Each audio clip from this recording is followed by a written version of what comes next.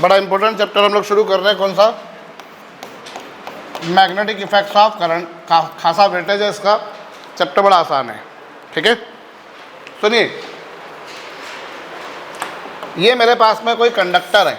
क्या है ये? कोई, लिसन, ये तुम्हारे पास में क्या कोई कंडक्टर है।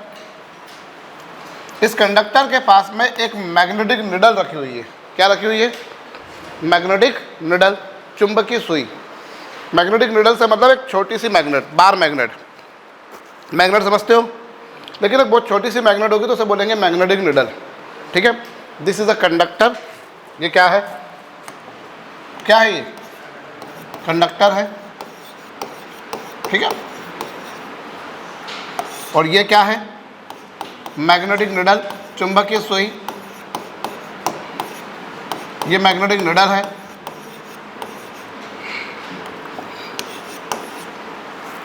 अब हुआ ये कि जब इस कंडक्टर में से करंट पास किया गया, जब इस कंडक्टर में से क्या पास किया गया? करंट। तो ये देखने में आया कि जब इस कंडक्टर में से करंट पास करा तो इसके पास में रखी हुई जो मैग्नेटिक निडल थी, ये जो मैग्नेटिक निडल थी, ये मैग्नेटिक निडल क्या हो गई? डिफ्लेक्ट हो गई। पहले मैग्नेटिक निडल ऐसे रखी हुई थी इस लाइन के लॉन्ग, जब आपने करंट पास करा तो ये मैग्नेटिक निडल यहाँ से यहाँ क्या हो गई? मैग्नेटिक निडल यहाँ से यहाँ क्या हो गई? डिफ्लेक्ट हो गई। और करंट की वैल्यू को मैंने बढ़ाया तो डिफ्लेक्शन भी बढ़ गया। जितना ज़्यादा करंट पास कर रहा हूँ डिफ्लेक्शन उतना ज़्यादा आ रहा है। अब अगर बाई चांस मैंने करंट के डायरेक्शन को रिवर्स कर दिया, सपोज करंट के डायरेक्शन को मैंने रिवर्स कर दिया, तो देखने में ये आया कि जो डिफ्लेक्शन था वो भी रिवर्स हो गया। पहले डिफ्लेक्शन ऐसा था एंटी क्लॉकवाइज, जब मैंने करंट के डायरेक्शन को रिवर्स किया तो डिफ्लेक्शन रिवर्स हो गया क्लॉकवाइज। तो यहाँ दो तीन चीज़ें देखने में मिली कि जब आपने इस कंडक्टर में करंट पास करा तो ये मैग्नेटिक निडल डिफ्लेक्ट हो रही है, विक्षेपित हो रही है, विचलित हो रही है, डिस्टर्ब हो रही है, ये डिफ्लेक्ट हो रही है। तो ये डिफ्लेक्ट क्यों हो रही है? मैग्नेटिक निडल वो बला है जिस पर मैग्नेटिक फील्ड ही फोर्स लगा सकती है। मैग्नेटिक निडल वो बला है जिस पर मैग्नेटिक फील्ड ही फोर्स लगा सकती है। और ये निडल यदि डिफ्लेक्ट हो रही है, मतलब हो ना हो, इस जगह पर कोई ना कोई मैग्नेटिक फील्ड आई होगी। और ये डिफ्लेक्शन तभी आ रहा है जब करंट पास किया जा रहा है। मतलब ये भी श्योर हो गया कि करंट अगर पास कर रहे हैं तो मैग्नेटिक फील्ड डेवलप हो रही है। करंट पास कर रहे हैं तो क्या डेवलप हो रही है? मैग्नेटिक फील्ड डेवलप हो रही है। भाई आपने कंडक्टर रखा हुआ था, ऐसी कोई वायर रखी थी, पास में निडल रखी हुई थी, रखे हुए दोनों आराम से थे, कोई टेंशन नहीं। जैसे ही मैंने करंट पास करा निडल डिफ्लेक्ट हुई। करंट पास करने पर निडल डिफ्लेक्ट हुई। और मैं जानता हूँ कि ये जो निडल है ये केवल तभी डिफ्लेक्ट होती है जब मैग्नेटिक डिफ्लेक्ट हो रही है, मतलब इस पर कोई फोर्स लगा है और फोर्स इस पर मैग्नेटिक फील्ड लगाएगी। और वो करंट पास करने पर ही डिफ्लेक्शन आया, मतलब करंट पास करने पर ही वो मैग्नेटिक फील्ड भी डेवलप हुई होगी। सो इससे ये प्रूव हुआ कि current carrying conductor produces magnetic field around it. Current carrying conductor produces magnetic field around it. और इस बात की खोज, इस बात की जो डिस्कवरी है, वो इस बात की डिस्कवरी किसने करी? इस बात की डिस्कवरी करी थी ऑर्स्टेड ने। किसने करी थी? ऑर्स्टेड ने। Oersted discovered magnetic effect of current. Oersted ने करंट के मैग्नेटिक इफेक्ट की डिस्कवरी करी कि every current carrying conductor produces magnetic field around it. Current की वैल्यू को बढ़ाते हो तो डिफ्लेक्शन भी ज़्यादा आता है, मतलब ज़्यादा करंट पास करने पर ज़्यादा मैग्नेटिक फील्ड आ रही है। और करंट के डायरेक्शन को रिवर्स कर दो तो रिफ्लेक्शन भी अपोजिट हो रहा है। पहले क्लॉकवाइज है तो बाद में एंटी क्लॉकवाइज, पहले एंटी क्लॉकवाइज है तो बाद में क्लॉकवाइज। सो दैट डिफ्लेक्शन, ये दोनों बातें हो रही हैं। तो करंट कैरिंग कंडक्टर उसके आजू बाजू, उसके इर्द गिर्द, उसके सराउंडिंग में क्या डेवलप करता है? क्या डेवलप करता है? Magnetic field. Current carrying conductor produces magnetic field around it. और करंट की वैल्यू को बढ़ाओ तो वो डिफ्लेक्शन भी क्या होता है? बढ़ता है। करंट बढ़ाओगे तो मैग्नेटिक डिफ्लेक्शन बढ़ेगा, मतलब ज़्यादा मैग्नेटिक फील्ड आएगी। करंट कम करोगे तो डिफ्लेक्शन कम हो जाएगा। करंट के डायरेक्शन को रिवर्स कर दोगे तो डिफ्लेक्शन भी रिवर्स हो जाएगा। इस बात की खोज किसने करी थी? Oersted discovered magnetic effect of current. Oersted discovered magnetic effect of current.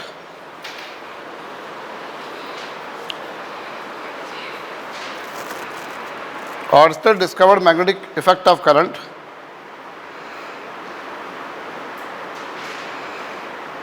He observed that a current carrying conductor produces magnetic field around it. He observed that a current carrying conductor produces magnetic field around it. Current carrying conductor produces magnetic field around it.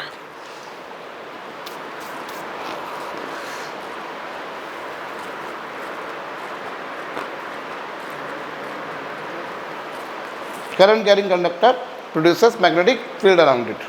ठीक है, copy कर लीजिए।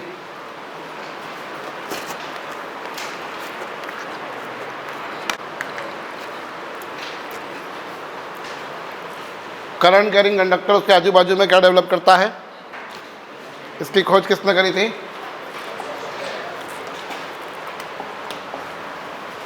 कितनी करता है, इस बारे में हमारे पास एक लॉ है, बायो-सैवर्ट्स लॉ। बायो-सैवर्ट का नियम क्या बोलता है, जरा सुनना। ये कंडक्टर है, ठीक है, यहाँ ये कोई पॉइंट है P, इसका एक छोटा सा सेक्शन लिया मैंने, सपोज कीजिए AB। मैंने एक ऐसा सेक्शन लिया, इसका छोटा सा पार्ट, इनफाइनाइटली स्मॉल पार्ट, जिसकी लेंथ कितनी है dl, इसकी लेंथ है dl, और वो इससे कितनी दूरी पर है, r दूरी पर।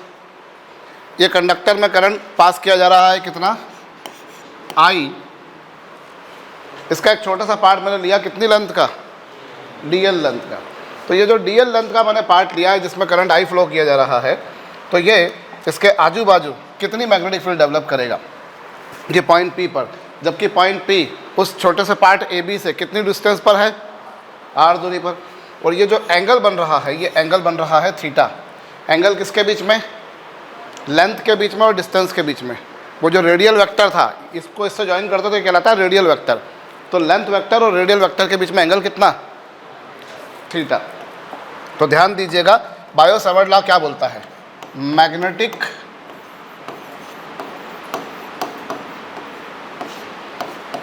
Field intensity,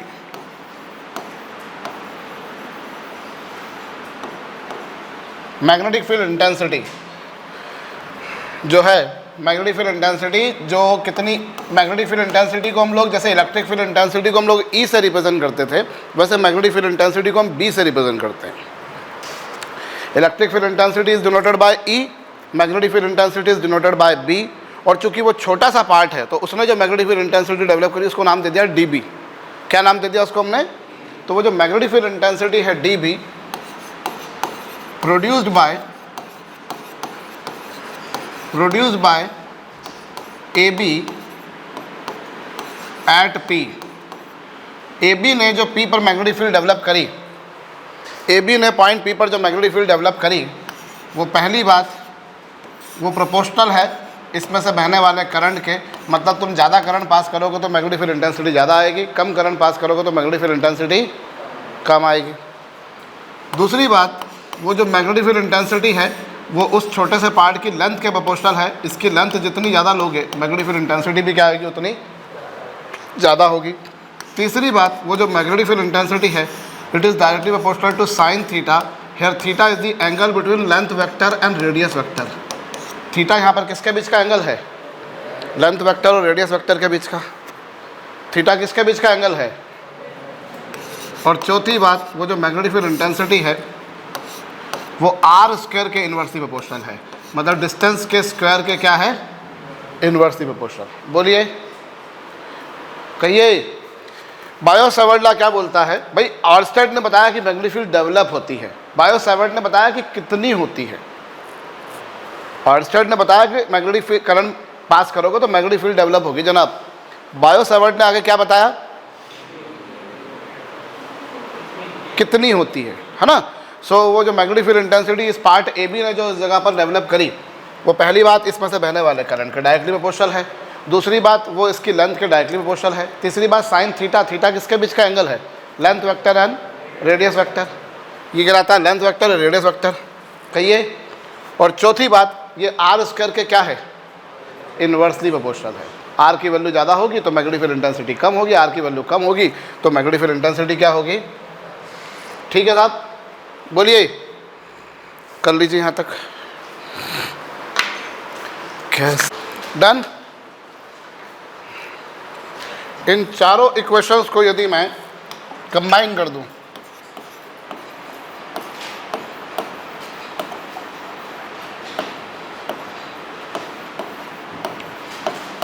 first, second, third and fourth, इन चारों इक्वेशंस को यदि क्या कर दिया जाए, if I combine all these equations together,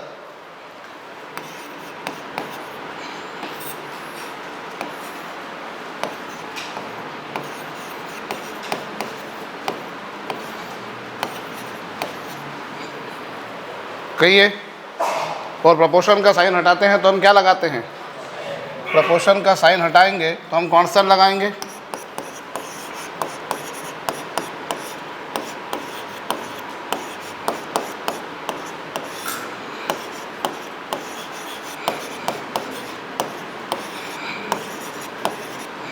ये लीजिए, यहाँ जो म्यू नॉट है,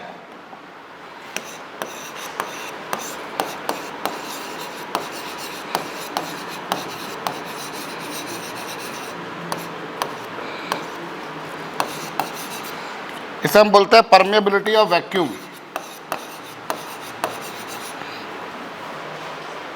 म्यू नॉट क्या है यहाँ पर, परमेबिलिटी ऑफ वैक्यूम या फिर परमेबिलिटी ऑफ एयर, जिसकी वैल्यू कितनी होती है 4 पाई मल्टीप्लाई विद 10⁻⁻⁷ यूनिट इसके टेस्ला मीटर स्क्वायर पर एम्पियर। क्या है, T स्टैंड्स फॉर टेस्ला, ये मैग्नेटिक फील्ड की यूनिट है। Unit of magnetic field intensity क्या है, सुन लीजिएगा, unit of magnetic field intensity वो क्या है, वो है टेस्ला, जिसे हम T से रिप्रेजेंट करते हैं, ठीक है। और टेस्ला है, गॉस है, गॉस जिसे हम कैपिटल G से रिप्रेजेंट करते हैं, और एक टेस्ला बराबर होता है 1 न्यूटन पर एम्पियर मीटर, ये इसकी SI यूनिट हो गई, न्यूटन अपॉन एम्पियर मीटर, ठीक है। और 10⁻⁻⁴ टेस्ला, 10⁻⁻⁴ टेस्ला यानी 10⁻⁻⁴ newton per ampere metre, this is 1 gauss. ये किसके बराबर होता है, 1 गॉस के, अंडरस्टूड। तो T stands for Tesla, note it down.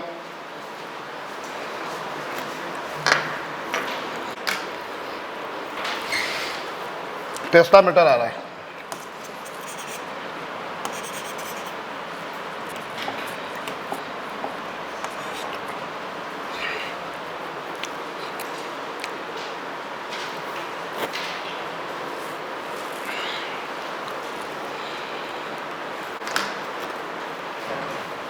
कर लिया।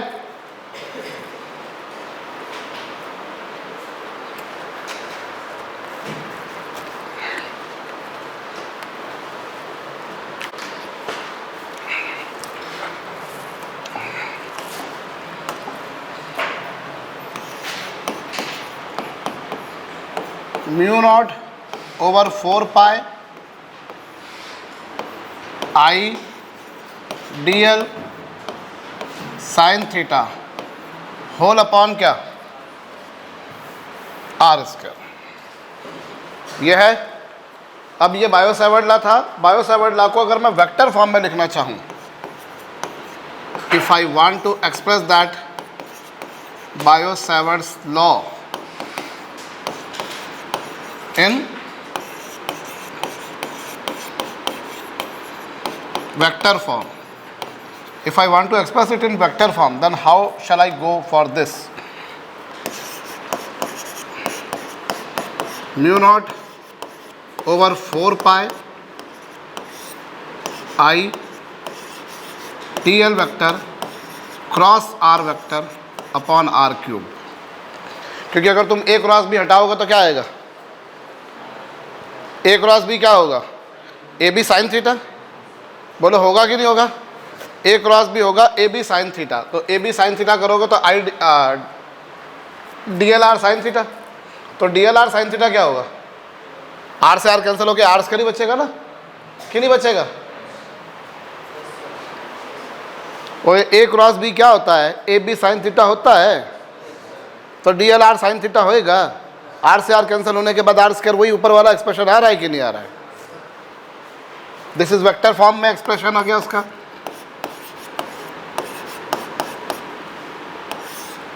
आई डी एल और r vector upon r cube को मैं आर क्रॉस भी लिख सकता हूँ।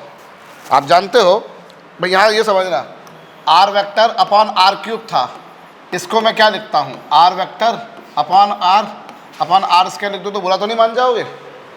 Can I write this or not? और किसी वेक्टर को उसके मॉड से डिवाइड करो तो क्या आता है? यूनिट वेक्टर होता है। अभी 2-3 दिन पहले अपन ने जो वेक्टर्स का वो देखा था रिवीजन, याद दिला दूँ मैं।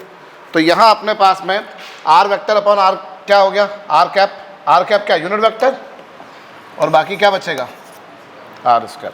सो this is Biot Savart law in vector form. ये बायो-सैवर्ट लॉ तुमने कौन सी फॉर्म में पढ़ा? सदिश रूप में, वेक्टर फॉर्म में। से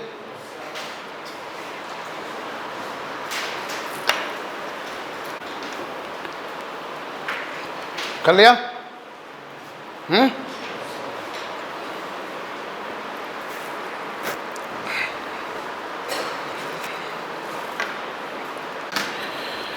अब इससे ये मालूम पड़ रहा है कि मैग्नेटिक फील्ड वेक्टर क्वांटिटी होगी।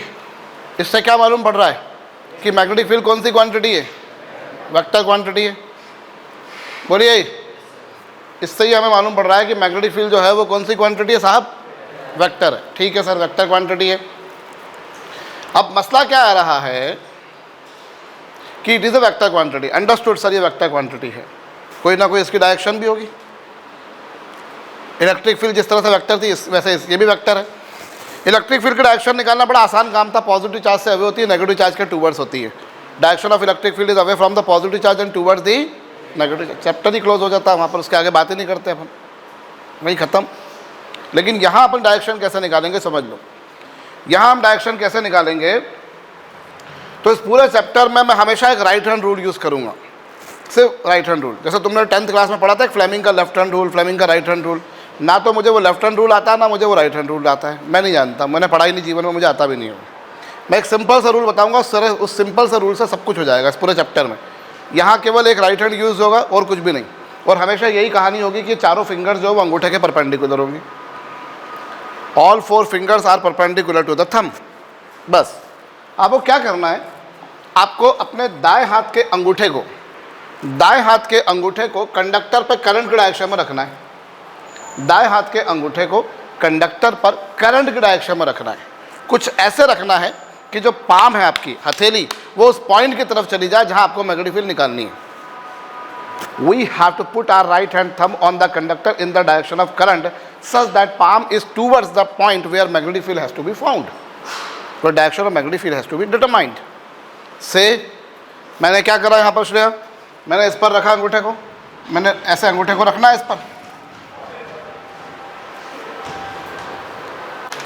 कंडक्टर पे करंट के डायरेक्शन में अंगूठे को रखा, कंडक्टर पे करंट के डायरेक्शन में अंगूठे को रखा, ये रखा हमने, ये रखा।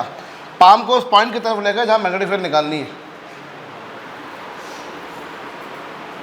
ले गए, पाम उस तरफ निकालनी है, ले गए आप। तो जिस तरफ पाम आपकी फेसिंग होगी वही डायरेक्शन होगी मैग्नेटिक फील्ड की। मैग्नेटिक फील्ड की डायरेक्शन कैसे निकलेगी?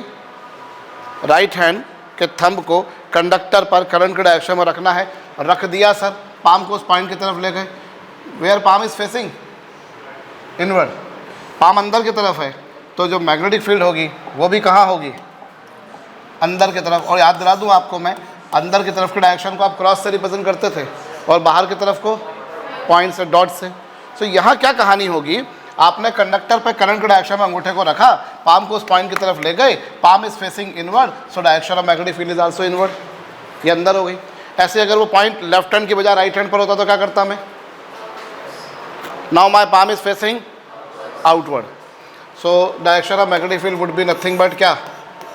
आउटवर्ड। समझ गए? बोलिए, ठीक है। यहाँ मैग्नेटिक फील्ड अंदर की तरफ आ रही है और यहाँ मैग्नेटिक फील्ड बाहर की तरफ आ रही है। Understood everyone? डायरेक्शन कैसे निकालेंगे? सिर्फ ये ऐसा लिख के रख लो, स्टेटमेंट नहीं भी लिखोगे तो कोई बात नहीं, क्योंकि हम इतनी बार कर लेंगे कि हमको वैसे भी याद हो जाएगा ये। कर लिया। तो मैग्नेटिक फील्ड का डायरेक्शन कैसे निकालेंगे, समझ में आ गया भैया। करंट डायरेक्शन में अंगूठे को रखना है, पाम को उस पॉइंट की तरफ ले जाना है जहाँ पर आपको मैग्नेटिक फील्ड निकालनी थी। पाम जिस तरफ फेसिंग होगी मैग्नेटिक फील्ड का डायरेक्शन वही होगी। बोलिए। चलिए अभी मैं यहाँ से बात करूँ मैग्नेटिक फील्ड इंटेंसिटी।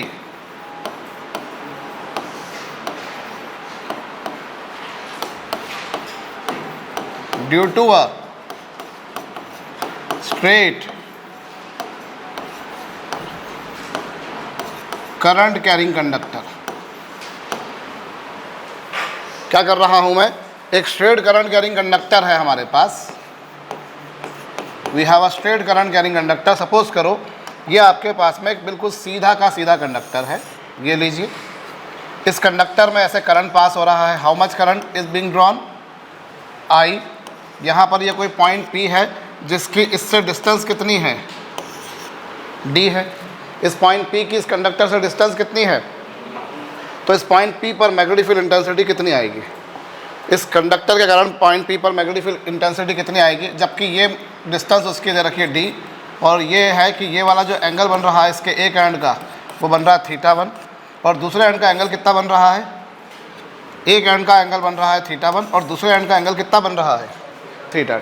एक एंड का एंगल बन रहा है θ1, दूसरे एंड का एंगल कितना बन रहा है θ2। तो इस पॉइंट P पर जो मैग्नेटिक फील्ड आएगी वो आएगी μ0I अपॉन 4πd इंटू क्या, साइन θ1 प्लस क्या, साइन θ2। मैग्नेटिक फील्ड इंटेंसिटी जो आएगी वो आएगी μ0I upon 4πd into sine θ1 upon क्या, साइन θ2। बोलिए ये प्लस ये, ठीक है। θ1 ये जो एक एंड में जो एंगल बनाया वो, और θ2 जो दूसरे एंड में एंगल बनाया। कहिए, करिए। तो कितनी मैग्नेटिक फील्ड इंटेंसिटी आएगी, क्लियर भैया। हाँ जी, चलो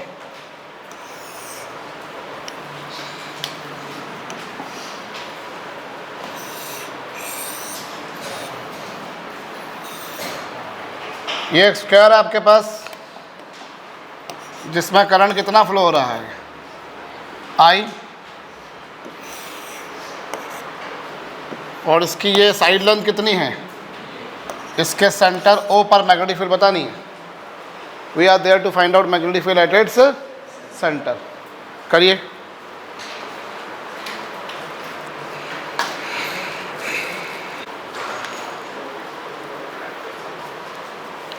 अब इसके लिए हम क्या करते हैं, इस स्क्वायर को 4 पार्ट्स में डिवाइड कर लेते हैं। इस स्क्वायर को हम 4 पार्ट्स में डिवाइड करते हैं, जैसे ये A, B, C, D। अब जैसे ये पार्ट A B लिया मैंने, मान लो इसको नाम दे दिया 1। ये 1 के कारण मैग्नेटिक फील्ड कितनी आएगी सेंटर पे, वो निकालते हैं। तो 1 के कारण मैग्नेटिक फील्ड सेंटर पे कितनी आएगी, ये डिस्टेंस कितनी आएगी, A/2। इसको इससे ज्वाइन किया, इससे ज्वाइन किया, तो ये एंगल कितना बनेगा, 45 बनेगा कि नहीं बनेगा, क्योंकि स्क्वायर के दोनों डायगोनल्स के बीच में एंगल 90 डिग्री होता है। तो 90 डिग्री को we have divided in 2 parts, of each angle comes out to be nothing but 45 each से। तो 1 के कारण मैग्नेटिक फील्ड कितनी आएगी, 1 के कारण मैग्नेटिक फील्ड आएगी μ0I अपॉन 4πd और sine 45 degree plus sine 45 degree. Am I correct? बोलो होएगा कि नहीं होएगा, होएगा भाई। यहाँ एंगल ये वाला कितना डिग्री का, 45। भाई आपने फार्मूला लिखा ना, μ0I अपॉन 4πd, डी की वैल्यू दिख रही तुम्हारे को A/2 साइन 45 प्लस साइन 45 से कितना आएगा, ये μ0I अपॉन कितना, और साइन 45 की वैल्यू कितनी, फिर दूसरा साइन 45 की वैल्यू भी गई। 2 से 2 क्या हो जाएगा, कैंसिल हो जाएगा। तो ये एक्चुअली आ गया कितना, म्यू नॉट आई अपॉन 4 पाई 2 पाई ए, और ये हो जाएगा 2/√2। हाउ मच यू गेट, 2 से 2 क्या हो गया, कितना आया, म्यू नॉट आई अपॉन क्या, this is the magnetic field intensity developed because of part 1। Part 1 ने कितनी मैग्नेटिक फील्ड डेवलप करी है, वो आई है। 1 ने कितनी करी, ये वो आई। अब नेचुरल सी बात है, 1 जितनी करेगा सिमेट्री से वही 2 करेगा, वही 3 करेगा, वही 4 करेगा। बोलो करेंगे कि नहीं करेंगे, बोलो। सिमेट्री से चारों सेम करेंगे, सिमेट्री से चारों सेम करेंगे। 1 वही 2 वही 3 और वही 4। जितनी 1 ने करी उतनी 2 ने करी, उतनी 3 ने करी और उतनी 4 ने करी, क्योंकि चारों सेम लेंथ के, चारों से डिस्टेंस सेम है। चारों के केस में एंगल 45 आ रहा है, तो चारों केस में जो मैग्नेटिक फील्ड आएगी वो क्या आएगी, चारों केस में जो मैग्नेटिक फील्ड आएगी वो क्या आएगी, सेम आएगी, सेम आएगी।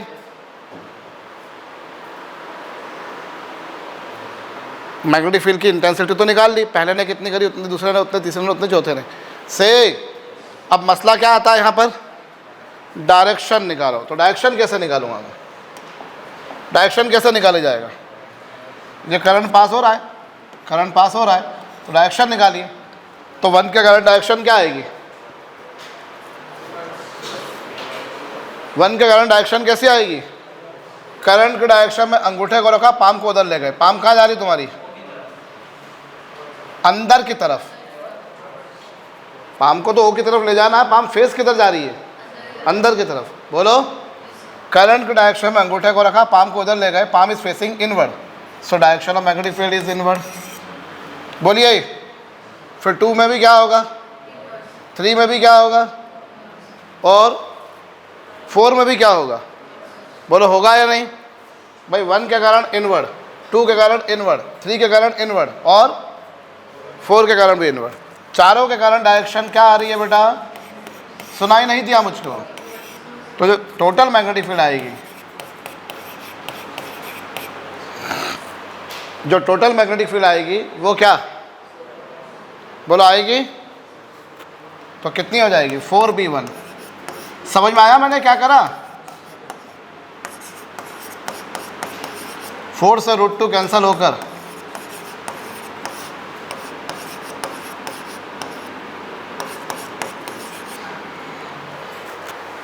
कुछ समझ में आया, हाँ जी भाई। 4 टाइम्स है, 4 को 2 लिखा, 2 से √2 कैंसिल हो गया, √2 बचेगा भाई। हम मैग्नेटिक फील्ड निकाल दी हमने, 1 के कारण कितनी, 2 के कारण कितनी, 3 के कारण कितनी, 4 के कारण कितनी। अब ये कौन सी क्वांटिटी है, ये वेक्टर क्वांटिटी है।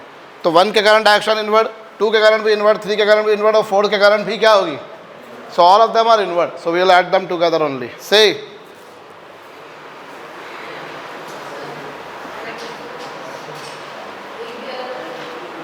तो कैंसिल होती जैसे भी होती है, उसमें से जो सेम होंगी उनको ऐड करेंगे, जो अपोजिट होती है उसको माइनस करते हैं।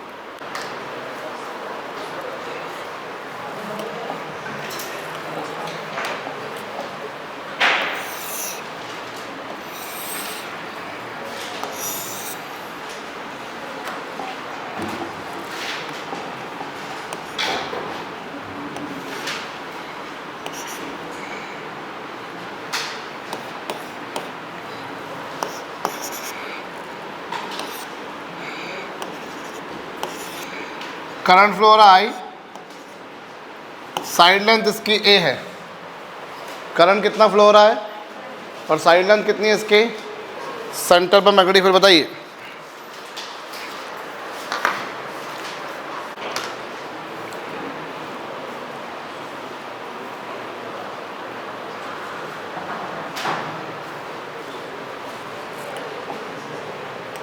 क्या किया जाएगा यहाँ पर भी भैया, इसके 3 पार्ट्स करे जाएंगे। ये पार्ट नंबर 1। चलो बताओ भाई मौलिक गढ़वाल, ये डिस्टेंस क्या है?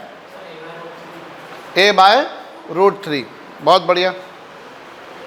किसी भी साइड से डिस्टेंस a/√3 होती है और वर्टेक्स से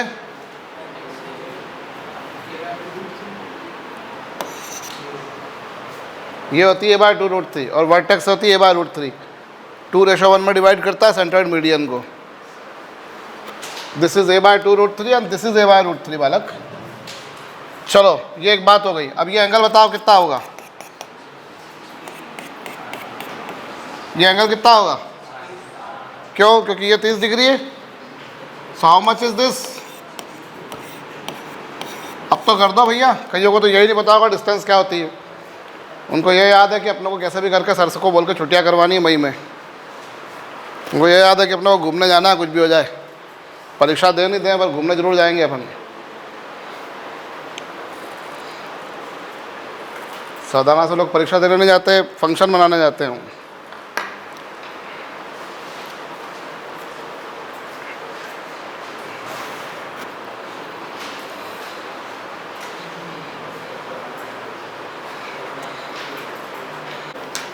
क्या 1 के कारण magnetic field μ0I upon 4πd, और d कितना?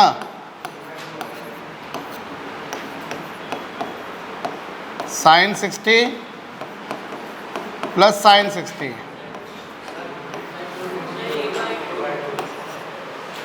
2 से ये कैंसिल होकर कितना आ जाएगा? ये μ0 अपॉन 2πa। sin 60 की वैल्यू कितनी? √3/2 प्लस √3/2 विल बिकम √3। √3 से √3 कैंसिल हो जाएगा। कितना आ जाएगा? μ0I। ये 1 के कारण आई, जो 1 के कारण आई वही किसके कारण आई? अच्छा √3 3 हो जाएगा। सही है, सही, ठीक है। ये 1 के कारण आई, वही दूसरे के कारण, वही तीसरे के कारण। अभी डायरेक्शन बताओ क्या आएगी? 1 के कारण कैसी आई?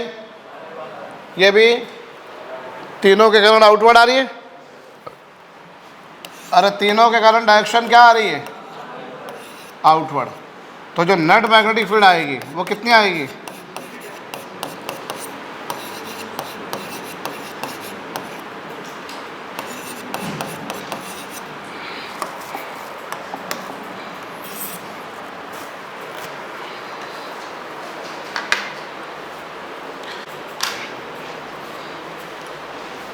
कर लिया?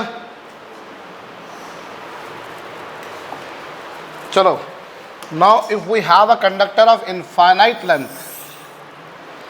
मेरे पास में एक ऐसा कंडक्टर है। अभी जो कंडक्टर तुमने देखा था वो फाइनाइट लेंथ का था, सीमित लंबाई का था। That was a finite length, but now I am going to take a conductor of infinite length. अभी मुझे पॉइंट P पर मैग्नेटिक फील्ड इंटेंसिटी बतानी है, जबकि ये डिस्टेंस D है, ठीक है।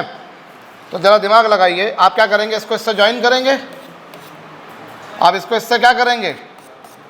जब ज्वाइन करेंगे तो ये एंगल कितने आएंगे? ये एंगल कितने डिग्री का बनेगा?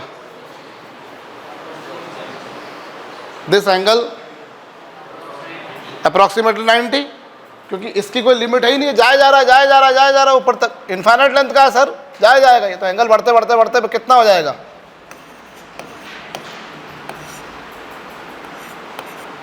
ये भी कितना होगा? कितना एंगल बनाइए? और ये भी कितना? तो इस तरीके से यहाँ मैग्नेटिक फील्ड कितनी आ जाएगी? μ0I upon 4πd।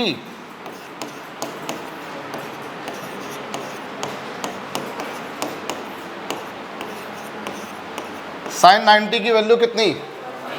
और फिर sin 90 की वैल्यू 1। 1 + 1 कितना? μ0I अपॉन कितना? 2πd। बोलो। So this is the magnetic field intensity due to a straight current carrying conductor of infinite length.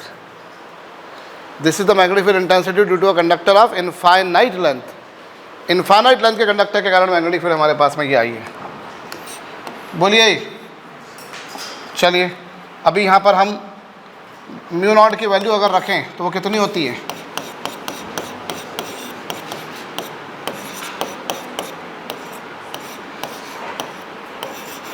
To पाई से ये कैंसिल होकर कितना आएगा?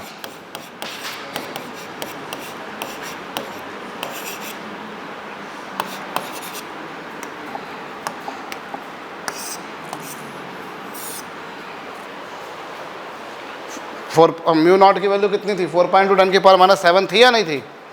कर लीजिए।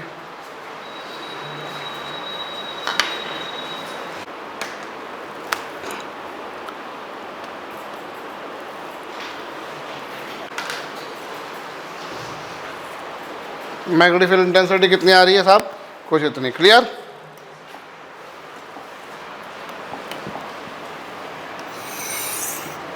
चलिए, देयर आर टू कंडक्टर्स,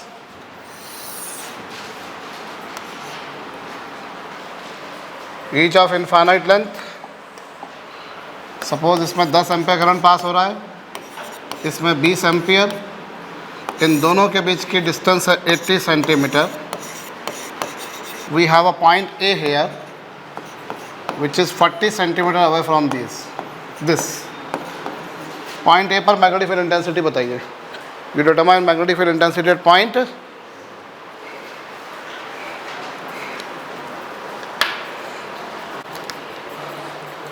क्या करूंगा मैं? 1 के कारण मैग्नेटिक फील्ड निकाली। जैसे इसको कंडक्टर नंबर क्या नाम दिया मैंने, और इसको क्या नाम दिया? अच्छा, 1 के कारण कितनी आएगी बताओ? 1 के कारण कितनी आएगी? 2 × 10⁻⁻7 I अपॉन डिस्टेंस कितनी? बोलो, ये होगा 2 × 10⁻⁷ I अपॉन डिस्टेंस। और डिस्टेंस, अब ये क्या आएगा? डायरेक्शन क्या आएगी? करंट की डायरेक्शन में अंगूठे को रखा, पाम को उधर ले गए। Palm is facing, so direction of magnetic field is also outward.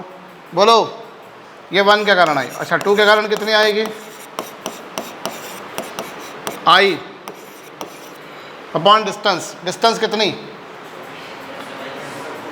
120 होगी। डायरेक्शन क्या आएगी? इनवर्ड आएगी। बोलो, क्या करोगे अब आप? 1 के कारण आउटवर्ड आई, 2 के कारण इनवर्ड आई। नहीं आई सर? 1 के कारण क्या? आउटवर्ड। और 2 के कारण क्या? दोनों के डायरेक्शंस क्या हैं? क्या करूँगा मैं? बड़े में से छोटे को सब्ट्रैक्ट कर दूंगा। बोलो, दोनों में से जो बड़ा होगा उसमें से छोटे को सब्ट्रैक्ट कर दूंगा, नेट डायरेक्शन भी उसके डायरेक्शन में आएगी। मेरे ख्याल से पहला वाला बड़ा है।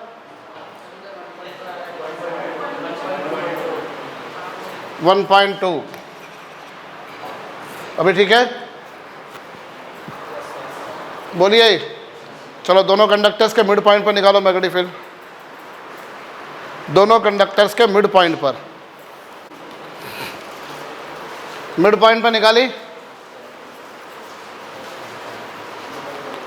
मिड पॉइंट पर निकालो भैया। 1 के कारण कितनी? 2 × 10⁻⁷ करंट अपॉन डिस्टेंस। बोलो, अच्छा डायरेक्शन क्या होगी? करंट डायरेक्शन को रखा, पाम अंदर जा रही है, तो मैग्नेटिक फील्ड की डायरेक्शन क्या होगी? भाई point, mid point, let it be B, यहाँ निकालनी है मेरे को। नहीं आ समझ में? और 2 के कारण कितनी होगी? 2 × 10⁻⁷ I कितना? और डिस्टेंस कितनी? ऐसे क्या डायरेक्शन? ये डायरेक्शन क्या आ रही है? इसके कारण इनवर्ड और इसके कारण भी इनवर्ड। तो क्या करोगे यहाँ पर? बी पर जो मैग्नेटिक फील्ड आएगी वो नेचुरली क्या आएगी, दोनों का एडिशन, और डायरेक्शन क्या आएगी, अंदर की तरफ। कहो डायरेक्शन अंदर की तरफ ही आएगी। Am I correct? चलो अभी आप निकालिए पॉइंट सी पर,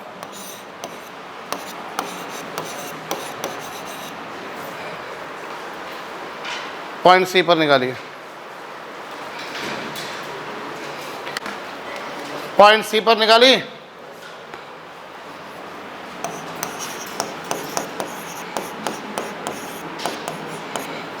करंट, डिस्टेंस, ये पॉइंट सी के कारण 1 पर आई, 1 के कारण पॉइंट सी पर आई, और 2 के कारण क्या, डिस्टेंस कितनी। चलो डायरेक्शन बोलो, 1 के कारण डायरेक्शन क्या आई, 1 के कारण क्या आई direction, palm is facing inward, और 2 के कारण आउटवर्ड। दोनों की डायरेक्शंस क्या हैं, बड़े में से छोटे को घटाना है, 2 बड़ा है 1 छोटा है, तो नेट डायरेक्ट नेट क्या आएगी, B2 माइनस B1, और उसकी डायरेक्शन क्या आएगी, आउटवर्ड। बोलो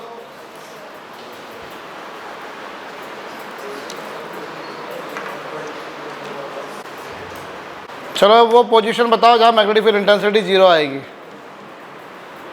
वो पोजीशन बताइए जहाँ मैग्नेटिक फील्ड इंटेंसिटी क्या आएगी, 0।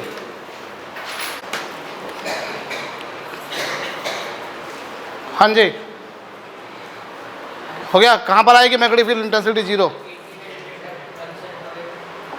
बताओ किस तरफ आएगी, इधर लेफ्ट में आएगी, बीच में आएगी, राइट में आएगी, कहाँ आएगी, लेफ्ट में आएगी भाई, वहाँ आएगी जहाँ अपोजिट डायरेक्शन में हो। बीच में किसी पॉइंट पर निकालने जाओगे तो देखो डायरेक्शन सेम आएगी, ऐड होगी। बीच में अगर कहीं निकालने जाओगे तो डायरेक्शन क्या होगी, बोलो, अगर बीच में कहीं निकालने जाओगे तो डायरेक्शन क्या होंगी, ऐड होंगी।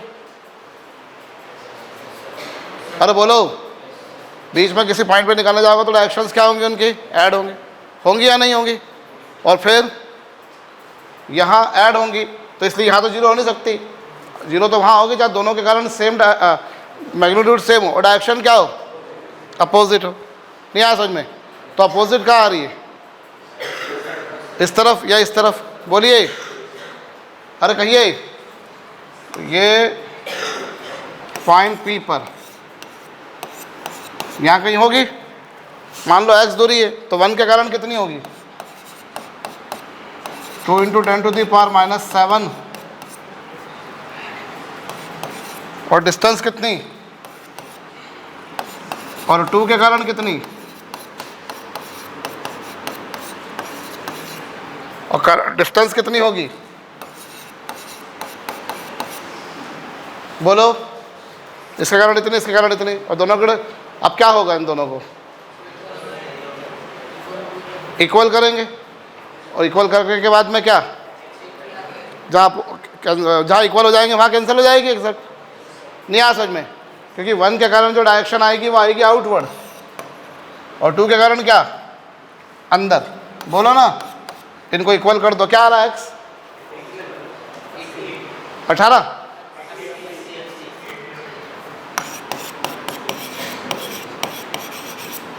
ठीक है,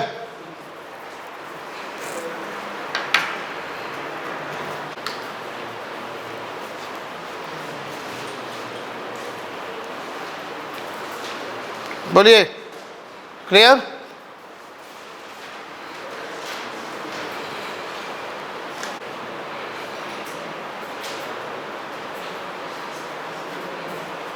बोलिए, हो गया?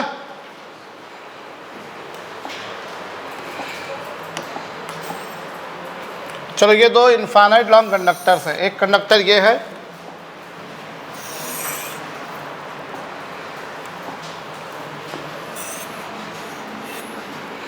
और एक कंडक्टर ये है। इसमें करंट फ्लो हो रहा I 1 और इसमें करंट फ्लो रहा I2, और यहाँ ना इनसे दोनों से परपेंडिकुलर डिस्टेंस d पर एक पॉइंट है P हवा में, यहाँ पर, यहाँ पॉइंट P है, समझ गए। देयर आर 2 कंडक्टर्स 1 and 2, यहाँ हवा में एक पॉइंट कौन सा है, वहाँ मैग्नेटिक फील्ड इंटेंसिटी बताइए। Determine magnetic field intensity at point P। क्या करेंगे हम, इनको नंबर दिया 1 और 2, चलो 1 के कारण कितनी आएगी,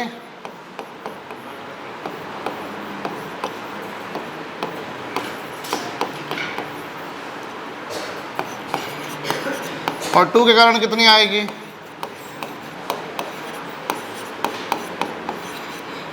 वन के कारण कितनी आई, म्यू नॉट I1/2πd, और 2 के कारण कितनी आई, μ2 I2 upon mu naught I2/2πd। बोलो 1 के कारण कितने आई, 2 के कारण कितने आई, अंडरस्टूड, नहीं आ समझ में।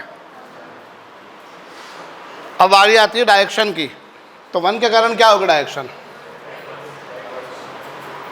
करंट का डायरेक्शन अंगूठे को रखा, पॉइंट इस तरफ है ये, तो ये मैग्नेटिक फील्ड तुम देख रहे हो राइट में आ रही है,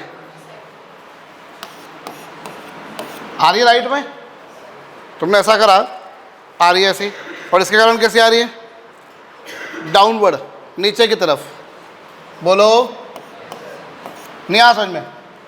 इसके कारण कैसे आई, राइट में, और इसके कारण कैसे आई, दोनों के बीच में एंगल कितना बन रहा है, तो नेट मैग्नेटिक फील्ड कितनी होगी, अंडर द रूट ऑफ ये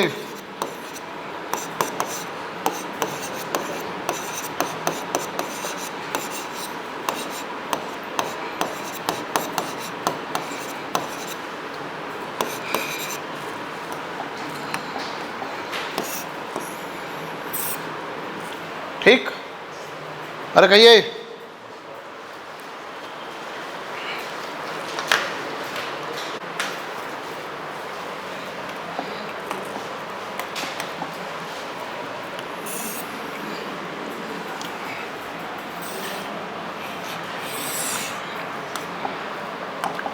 ये 2 इनफाइनाइट लॉन्ग कंडक्टर है, दोनों में करंट फ्लो हो रहा I, ठीक है। ये इनके एंगल बाइसेक्टर्स,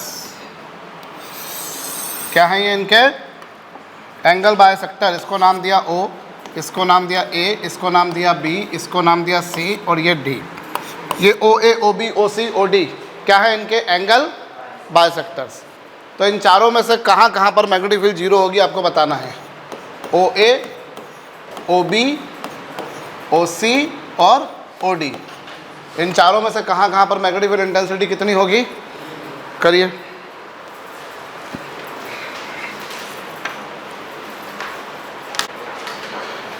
हुआ, कहाँ कहाँ आया, B और D पर, B और OB और OD। देखो परपेंडिकुलर बाइसेक्टर की खासियत क्या होती है, परपेंडिकुलर बाइसेक्टर की खासियत ये होती है कि उसकी जितनी डिस्टेंस इससे होगी उतनी डिस्टेंस इससे होगी, जितनी डिस्टेंस ये होगी उतनी डिस्टेंस ये होगी। परपेंडिकुलर बाइसेक्टर की डेफिनेशन ही है, सॉरी एंगल बाइसेक्टर की, एंगल बाइसेक्टर की डेफिनेशन ही, it is defined as the locus of a point which moves in a manner so that its perpendicular distance from 2 given lines is always constant. ये कोणार्धक की परिभाषा है कि जो एंगल बाइसेक्टर होगा इस पॉइंट की जितनी डिस्टेंस इससे उतनी इससे, जितनी इससे उतनी इससे। ऑब्वियसली ये डिस्टेंस से डिफर कर रही है, ये वाली डिस्टेंस इस डिस्टेंस से डिफर कर रही है, डिस्टेंस उस डिस्टेंस से डिफर कर रही है, लेकिन क्या हुआ, लेकिन क्या हुआ, ये वाली डिस्टेंस इस डिस्टेंस के क्या है, बराबर है। बोलो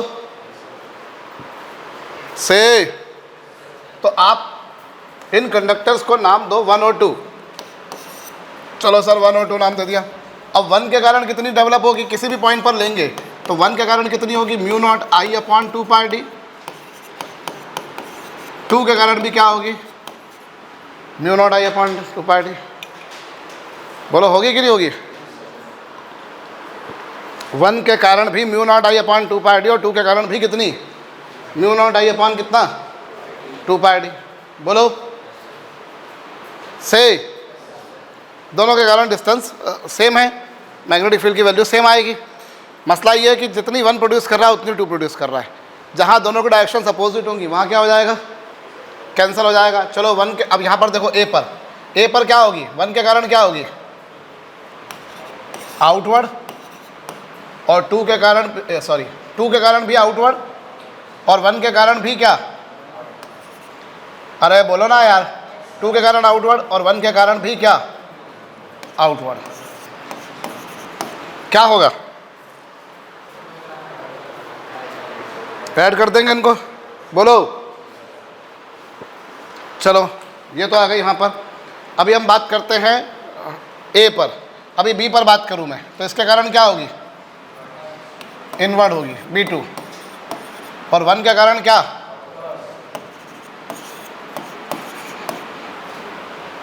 अरे बोलो। अब बारी आती है सी पर क्या होगा,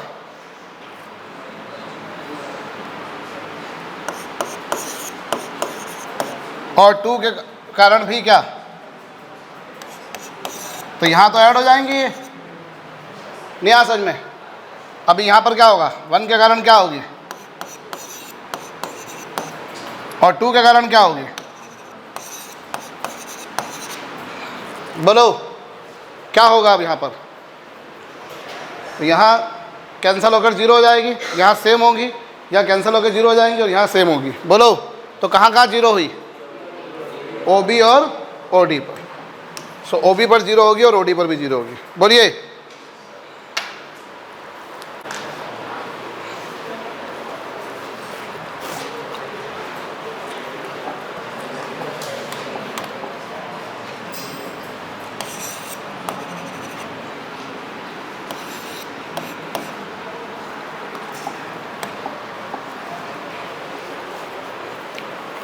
ये 2 कंडक्टर्स हैं भैया, इनफाइनाइट लेंथ के, कागज के प्लेन के परपेंडिकुलर रखें। इसमें करंट जा रहा है बाहर की तरफ, इसमें करंट जा रहा है, ठीक है, बोलो। और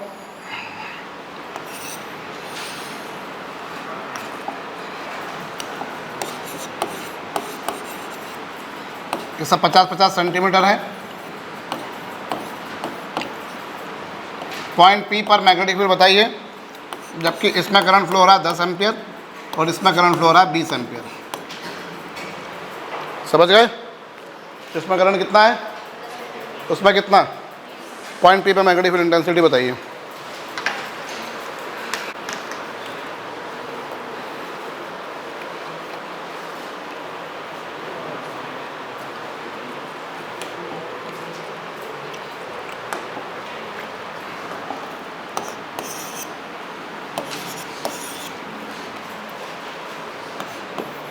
देखो 1 के कारण कितनी होगी, करंट कितना और डिस्टेंस कितनी, करेक्ट। 2 के कारण कितनी,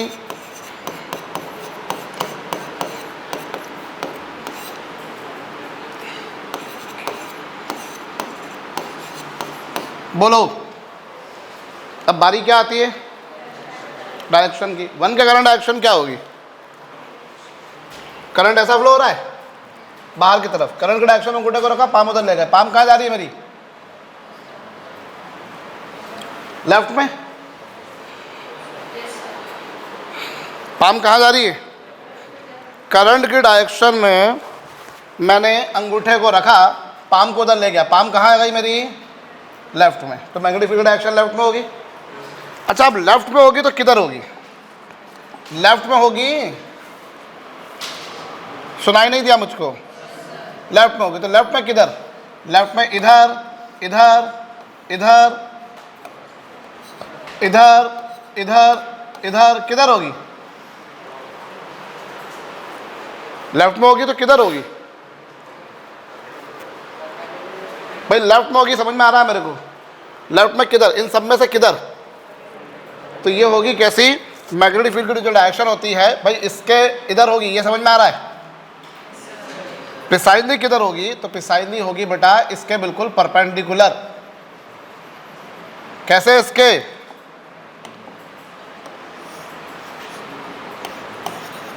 ये लीजिए, ये होगी प्रिसाइजली उसके परपेंडिकुलर। बोलो, समझ गए? ये उसके बिल्कुल परपेंडिकुलर होगी। अच्छा, 2 के कारण क्या होगी? 2 के कारण क्या होगी? करंट को डायरेक्शन में रखा, पाम इधर गई तो इधर गई तो किधर होगी? इसके राइट में होगी। अब राइट पे किधर? इधर, इधर, इधर, इधर, किधर? इसके बिल्कुल परपेंडिकुलर। बोलो, कुछ समझ में आ रहा है? इसके बिल्कुल परपेंडिकुलर होगी ऐसी, ये B2 होगी। तो एंगल कितना बनेगा? ये एंगल कितना? ये एंगल कितना? ये कितना? तो ये कितना बचा यार? ये 120। पूरा एंगल कितने का होता है? 360 का। 90 90 180 गए, 180 बचे, फिर 60 गए तो 120 बचे कि नहीं बचे? नहीं समझ में? भाई पूरा सर्कल पर एंगल कितने का होता है? 360 का है। बीच वाला एंगल 60 का है। दोनों बाजू 90 90 के, तो ऊपर कितना बचा बाकी का? तो B1 और B2 के बीच में एंगल कितना आ रहा है? 120। सुनाई नहीं दिया मुझको? पांडे सर तक समझ गए? तो इन दोनों के बीच में जो एंगल बनेगा, ये समझ में आया कि नहीं भाई? इसके इस तरफ किधर? तो एग्जैक्टली ये जो रेडियल वेक्टर होता है ना, रेडियल वेक्टर के एग्जैक्टली परपेंडिकुलर लेते हैं हम। रेडियल वेक्टर के एग्जैक्टली क्या लेते हैं हम लोग? रेडियल वेक्टर के एग्जैक्टली परपेंडिकुलर लेते हैं। तो दोनों के बीच में कोण 90 डिग्री का बनेगा, सॉरी 120 का। तो आंसर क्या आएगा? Under the root of P1 square plus B2 square plus क्या?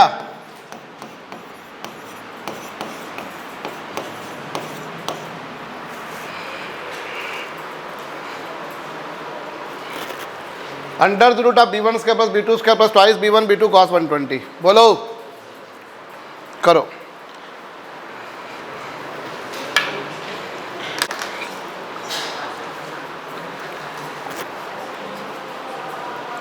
कर लिया?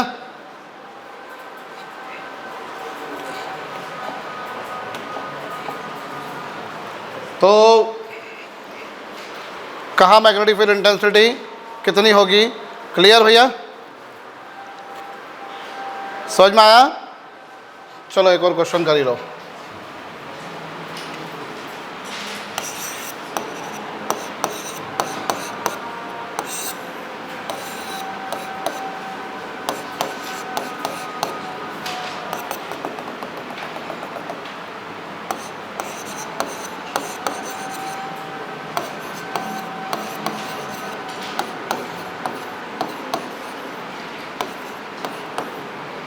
बताइए पॉइंट P पर magnetic field intensity.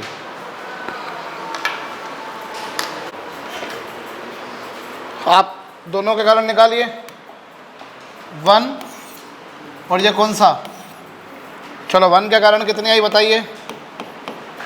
2 × 10⁻⁻7 I upon distance. क्या आई डायरेक्शन? ये तो 1 आई। और 2 कितनी? 2 × 10⁻⁻7 I अपॉन डिस्टेंस। चलो डायरेक्शन के बारे में बात करते हैं। पहली बात तो इन दोनों के बीच में एंगल कितना है? इन दोनों के बीच में एंगल कितना बन रहा है? मुझे नहीं मालूम पड़ रहा है ये एंगल से, सॉरी ये एंगल कितना डिग्री का है? ये राइट एंगल ट्रायंगल है। ये 50 का स्क्वायर प्लस 120 का स्क्वायर, बचपन में सुना था 130 का स्क्वायर होता है। तो दिस इज 90 डिग्री एंगल से। अभी बात आती है डायरेक्शन की। तो 1 के कारण डायरेक्शन क्या होगी?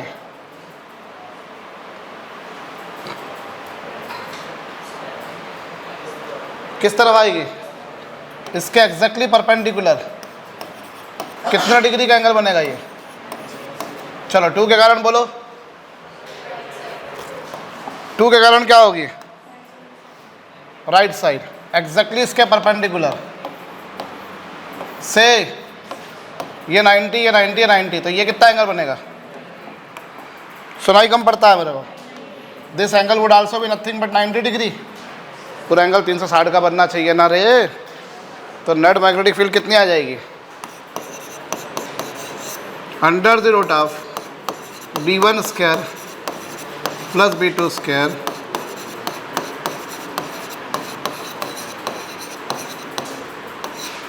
कहिए cos 90 की वैल्यू 0। समझ गए?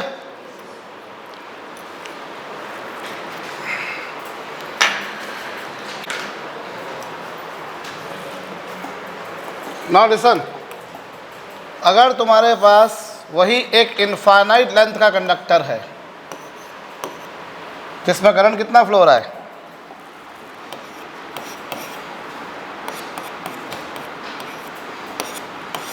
और मान लो वो एंड के सामने यहाँ रखा हुआ है, वो पॉइंट P यहाँ पर है, एंड के सामने ही है, तो पॉइंट P पर मैग्नेटिक फील्ड कितनी आएगी? Mu naught I upon 4 pi D। अभी एंगल कितना बनेगा? ये वाला एंगल कितने डिग्री का बनेगा? सुनाई नहीं दिया मुझको। और दूसरा 0 बनेगा, वहीं के वहीं आ गया वो पॉइंट। तो एक एंड ने कितना एंगल बनाया सर? 90 डिग्री। और दूसरे एंड ने क्या बनाया? वहीं के वहीं है वो। तो कितना कितना आ रहा है? साइन 90 की वैल्यू कितनी?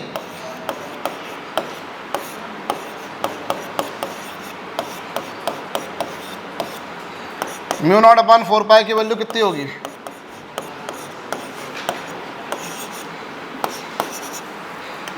इनफाइनाइट लॉन्ग कंडक्टर के कारण उसके एंड के सामने किसी पॉइंट पर मैग्नेटिक फील्ड इंटेंसिटी ये आ रही है। बोला आ रही है? सुनाई नहीं दिया मुझे? अंडरस्टूड? ठीक, कर लीजिए।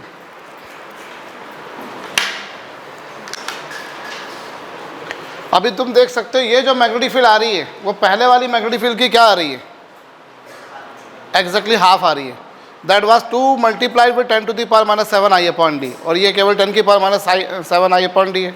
सो ये मैग्नेटिक फील्ड क्या आ रही है? वो बीच का जो पॉइंट था उसके कंपेरिजन में क्या आ रही है? हाँ जी, हाफ आ रही है। बोलिए, ये कुछ ऐसी आ रही है। और लगे हाथों में बता दूं आपको, अगर ये आपके पास में कोई कंडक्टर है, may be of finite length, may be of infinite length, अगर पॉइंट इसके लेंथ के अलॉन्ग ही कहीं हो, if that point is on the length itself, along the length itself, अगर पॉइंट उसकी लेंथ पर ही हो, तो यहाँ मैग्नेटिक फील्ड इंटेंसिटी कितनी होगी? 0 होगी। Doesn't matter whether it is of finite length और it is of infinite length, उसकी लंबाई सीमित हो या असीमित, निश्चित बात है कि पॉइंट अगर उसकी लेंथ के पर ही रखा हुआ है तो वहाँ पर मैग्नेटिक फील्ड कितनी होगी? कितनी होगी? क्योंकि दोनों ही एंगल 0-0 बन जाएंगे। इस बार जो दोनों एंगल बनेंगे वो कितने कितने के बनेंगे? कर लीजिए। Now we are going to talk about magnetic field intensity due to a circular current carrying coil. अभी तुमने स्ट्रेट कंडक्टर के कारण देखा, फाइनाइट लेंथ का भी लिया, इनफाइनाइट लेंथ का भी लिया। बोलो, अभी तुमने स्ट्रेट कंडक्टर के कारण मैग्नेटिक फील्ड इंटेंसिटी निकाली, अभी तुम किसके कारण निकालोगे?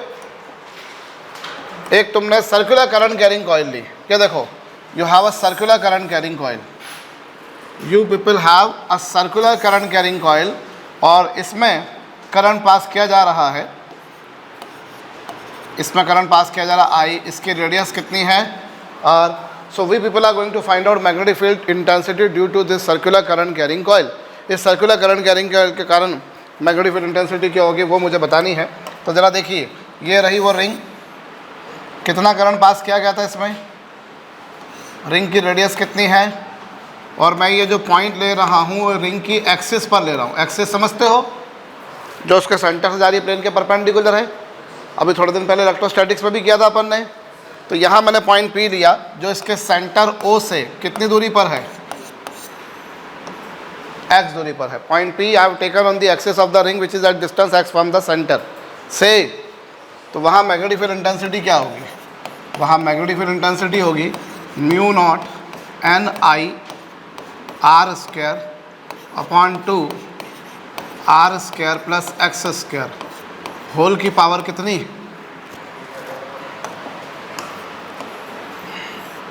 म्यू नॉट तो म्यू नॉट है, n क्या है उसमें? n जो है वो कॉइल के नंबर ऑफ टर्न्स है। मान लो जैसे एक कॉइल है, ऐसी एक और कॉइल है, ऐसे एक और कॉइल है, ऐसे एक और कॉइल है, तो how many turns are there? n क्या है यहाँ पर? नंबर ऑफ टर्न्स, फेरों की संख्या, how many turns are there, N जो है that we call as number of turns, फेरों की संख्या। बोलिए आई उस पर बहने वाला करंट, आर क्या उसकी रेडियस, और एक्स क्या है उस पॉइंट की सेंटर से डिस्टेंस। बोलिए करिए।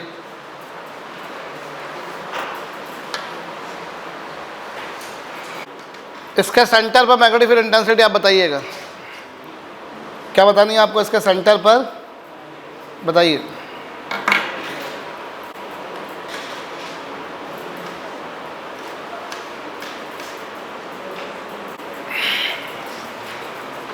सेंटर पर निकालने के लिए क्या करेंगे हम, करा वाला ऋषभ राय क्या कर रहे, बैठे हो तुम तो आराम से। क्या किया जाएगा सेंटर के लिए,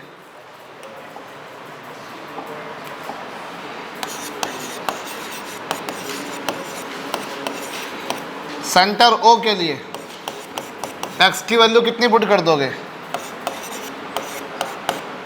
क्या आएगा,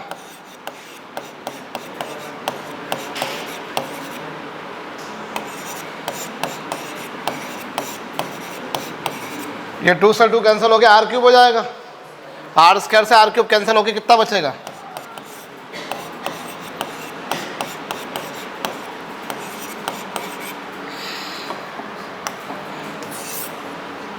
बोलिए mu not an I upon 2r। नहीं आया समझ में, आर क्यूब 2 से 2 कैंसिल हो गया, आर क्यूब, आर स्क्वायर से आर क्यूब कैंसिल हो गया, एक आर बचेगा। कहिए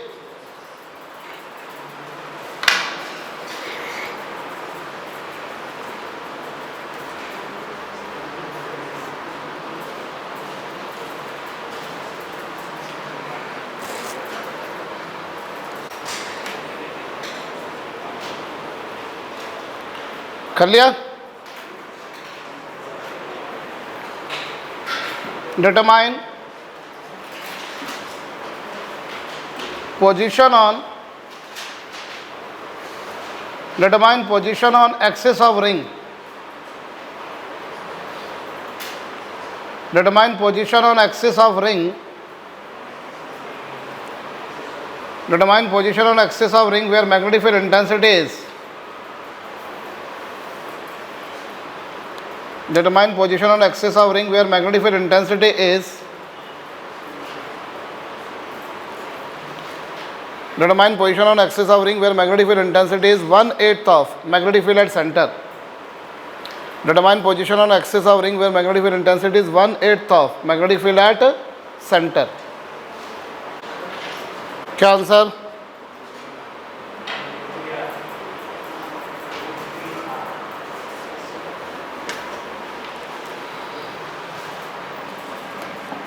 वो पोजीशन बतानी है सर मेरे को जहां मैग्नेटिक फील्ड सेंटर की मैग्नेटिक फील्ड की कितनी है,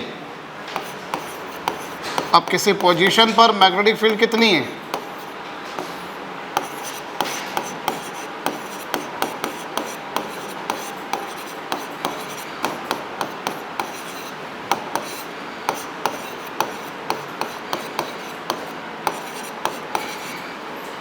वो पोजीशन बतानी है जहां मैग्नेटिक फील्ड सेंटर की मैग्नेटिक फील्ड की 1/8 है। बोलो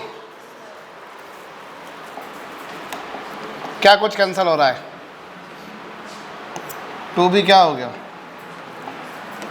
क्रॉस मल्टीप्लाई करो तो ये हो गया 8r³ और ये कितना,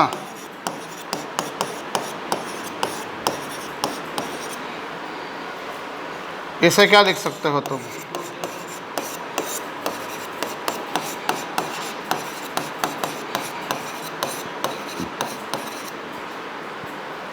थ्री पावर को 3 कैंसिल कर दो तो कितना आ गया,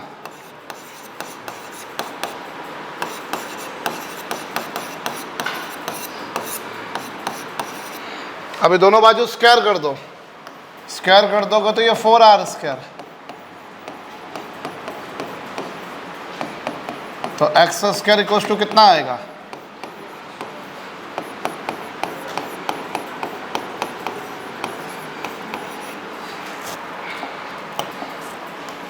एक्स की वैल्यू कितनी आ गई, प्लस माइनस रूट 3r।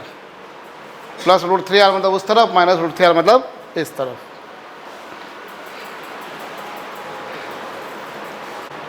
और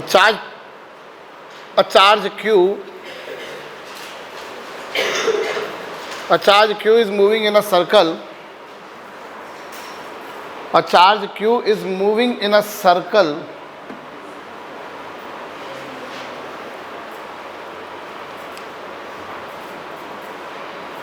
charge q is moving in a circle of radius r with speed v. A charge q is moving in a circle of radius r with speed v. A charge q is moving in a circle of radius r with speed v. Charge q is moving in a circle of radius r with speed v.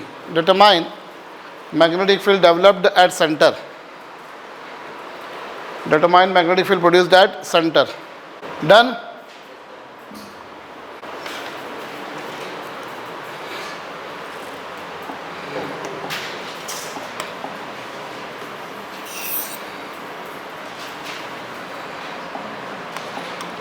एक charge particle है, charge q है, r radius के circle में speed v से चल रहा है। Centre पर मैग्नेटिक फील्ड पूछिए मार से भाई, कैसे करेंगे? कौन बता रहा है? हाथ ऊंचा करो भैया।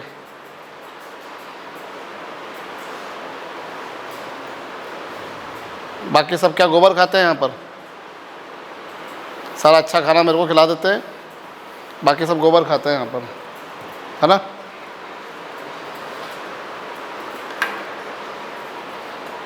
क्या करेंगे भैया कृष्णा गहलोत? अरे तुम्हारा ऐसा मतलब मैं क्या बोलूँ यार, अब मैं गालियाँ बकूँगा यार। लोग कुछ नहीं आता तुम लोगों को यार, मतलब कितने गवार हो यार, महा ठस हो तुम तो यार। जाना तुमको एम्स में, AFMC में, IIT में, किसी रद्दी से इंजीनियरिंग कॉलेज में जाने के लायक नहीं हो।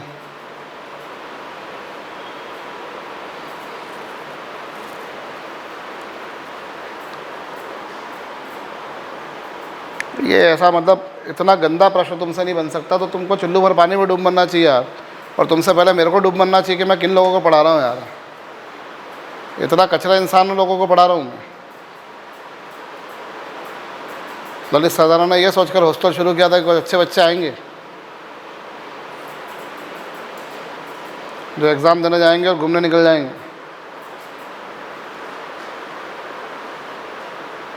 तुमसे ये नहीं बन रहा यार, शिट।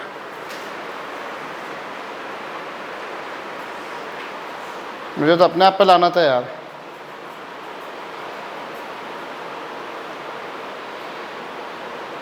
आओ अपना पढ़ाओ और चले जाओ, इमोशंस में आओ ही मत कि तुम कुछ करोगे।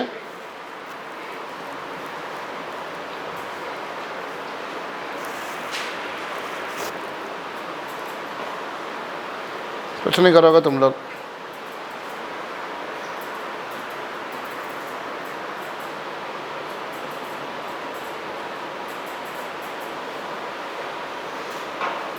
बोलिए कशिश।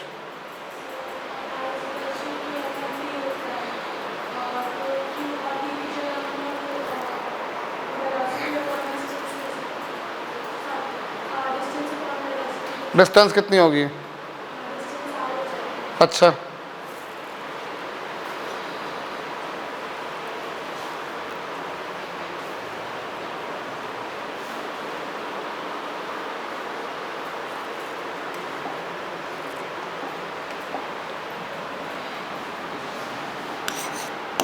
पहले करंट निकालना पड़ेगा। करंट होगा चार्ज अपॉन टाइम। अब टाइम कैसे निकालूं?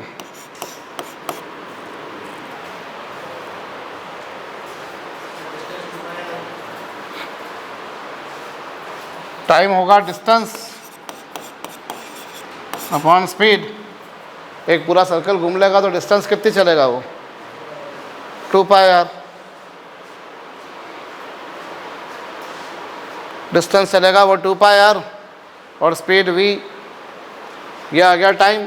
टाइम की वैल्यू को रख देंगे तो हमारे पास में करंट आ जाएगा। करंट कितना,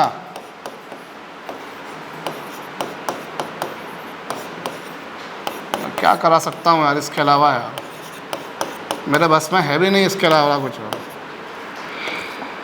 मेरा बस चलता, मैं ही परीक्षा जाके दिया था तुम्हारी जगह भैया, मैं यहाँ आकर मुझ पर एहसान किया।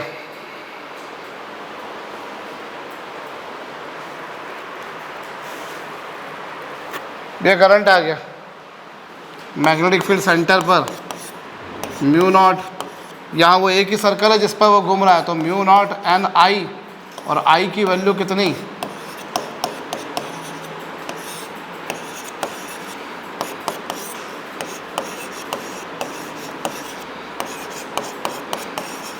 मुझे कोई अजीबोगरीब नहीं लगे भैया। अगर मैंने फंडा, मैं तो मान के चलता हूँ कि तुमको कुछ नहीं आता, सब कुछ भी नहीं आता तो तुमको सब कुछ मैंने जीरो लेवल से पढ़ाना है, पर पढ़ा देने के बाद अगर मेरे को नहीं आता तो मुझे आंसर नहीं मिलता, तो फिर तो मतलब मैं बहुत बड़ा अभागा हूँ यार, बहुत बड़ा अभागा हूँ मैं तो।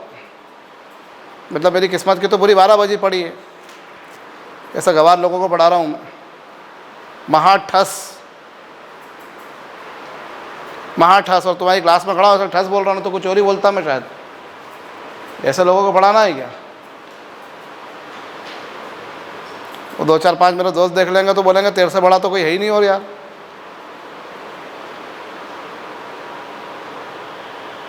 किन लोगों को पढ़ा रहा है तू?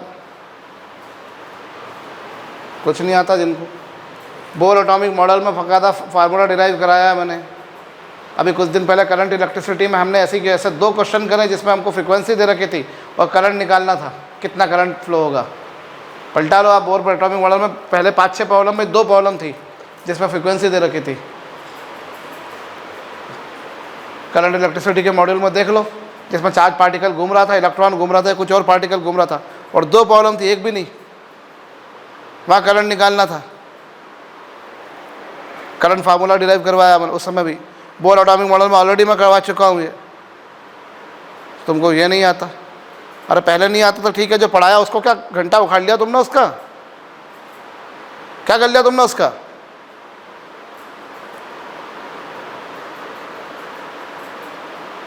क्या कर लिया तुम लोगों ने? बता दो ना मेरे को। तुम मुंह से निकल जाएगा मेरा कुछ उल्टा सीधा।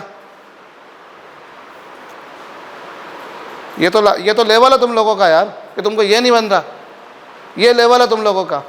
तुम लोगों को ये भैया कि चलो हमको मूवी देखनी, हमको मैच देखना, हमको ये करना, हमको वो करना, हमको घूमना है, हमको फलाना करना, हमको ढिमकाना करना है, हमको ये सब करना है, हमको यही करना है। मतलब परीक्षा देने जाते तो वहाँ उत्सव मनाने जाते हैं हम। जिसकी परीक्षा होती है उसको रातों रात नींद नहीं आती। मतलब मैं तो बता रहा हूँ, मैं सोचता हूँ तुम लोगों को और मैं अपने आप को देखता हूँ तो मुझे लगता है ये तो मतलब क्या है। मतलब मैं पढ़ पढ़ के अधमर हो जाते थे यार, हम अधमर हो जाते थे। रोना आता था यार, साला ये नहीं हुआ, साला ये नहीं हुआ। रात को नींद नहीं आती थी, सोने चले जाओ 2 बजे भी लगता था अरे क्या कर रहा है भैया ललित, तू पागल हो गया, तू सो रहा अभी, कितना कुछ बचा हुआ है।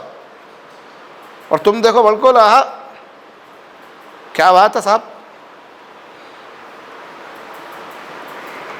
एम्स में जाएंगे हम, एफएमसी में ऐसे जाएंगे हम, है ना। शर्म नाम की चीज़ ही नहीं है यार तुम लोगों को यार। छुट्टी के लिए बोलना अपने को, सर को छुट्टी करवानी है अपने को, जाएंगे पर मई में घर पे, और सब बोलना हाँ कोई ना नहीं करेगा, सर को ध्यान रखना हो, सबने हाँ करनी है। क्या जाना है सर? जाना है अपना यूनिटी में बोलेंगे अपन। तुम्हारे लोगों से निकलेगी एग्ज़ाम तो भैया वाकई में फिर तो मतलब आईआईटी बहुत टुच्चे लेवल की एग्ज़ाम हो गई यार, नीट बहुत टुच्चे लेवल की एग्ज़ाम हो गई। अगर जैसी स्थिति तुम्हारी है, तुम अगर ऐसी स्थिति में एग्ज़ाम निकाल दोगे तो फिर तो मतलब 10 लाख लोगों में से 8 लाख लोग आईआईटी निकाल देंगे यार। जितना आज तक इंडिया के इतिहास में नहीं बने होंगे आईआईटीएन, उतने तो 1 साल में निकल जाएंगे ना।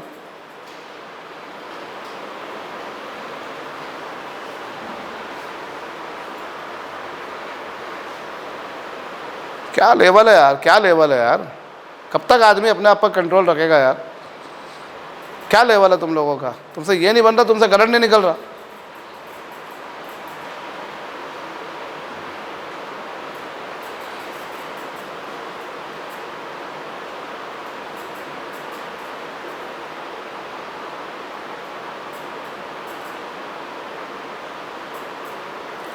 महाबेशरम हो यार तुम तो यार, महाबेशरम। है क्या इसमें? करंट इलेक्ट्रिसिटी में दो प्रॉब्लम करंट के ऊपर करी है हमने। मैंने यहाँ स्पीड दे रखी, रेडियस दे रखी, वहाँ पर तुम्हारे को फ्रीक्वेंसी दे रखी थी, ठीक ही नहीं थी? दो प्रॉब्लम्स। मॉड्यूल निकालो, कहाँ है मॉड्यूल? दो में करंट इलेक्ट्रिसिटी का कोई।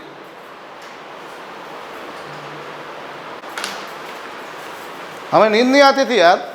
और तो हमें क्या, जितने भी हैं जो गए हैं कोई भी, उनको नींद नहीं आती, उनको चिंता इतनी सताती है यार, इतनी चिंता सताती है इनको।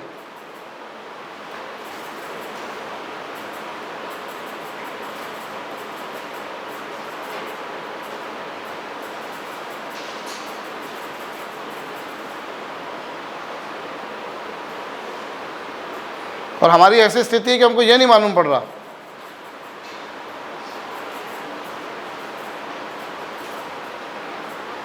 क्या करेंगे हम लोग यार ऐसे? क्या एग्ज़ाम निकालेंगे हम लोग यार? ये तो 12वीं की प्रॉब्लम है भैया, 12वीं लेवल की। 12th क्लास तक लेवल की प्रॉब्लम है। एनसीईआरटी लेवल से भी कमज़ोर लेवल मान लूँगा मैं तो इसको। बोर एटॉमिक मॉडल में करा, अभी हमने करंट इलेक्ट्रिसिटी में चंद कुछ दिनों पहले करा हमने।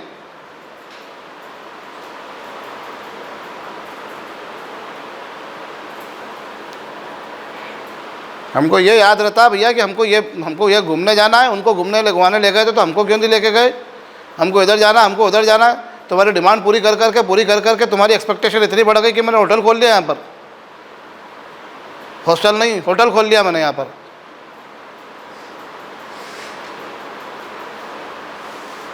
मतलब मैं खाली यही खाली हॉस्पिटलिटी करता रहूँ बस खाली मैं यहाँ पर।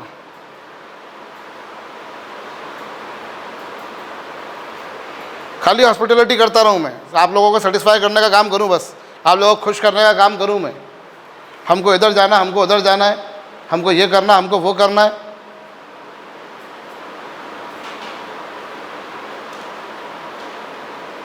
पेरेंट्स हमको फ़ोन लगाकर बोल रहे हैं साहब ये ऐसे कैसे बच्चों को एडमिशन दे दे जो परीक्षा देने जाते हैं, घूमने जाते हैं? ये क्या बोल रहे हैं आप इनको? आप कुछ बोलते नहीं है क्या इनको?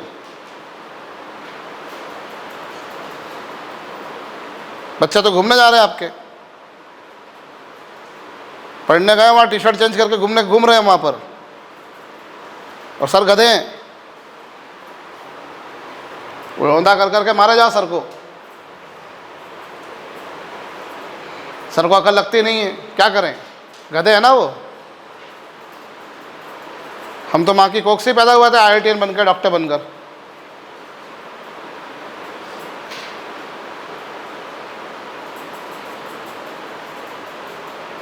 हम माँ बाप को झूठ बोल सकते तो फिर सर का लगता है भैया? जिनका खून हमारे नसों में बह रहा है उनको हम झूठ बोल सकते हैं?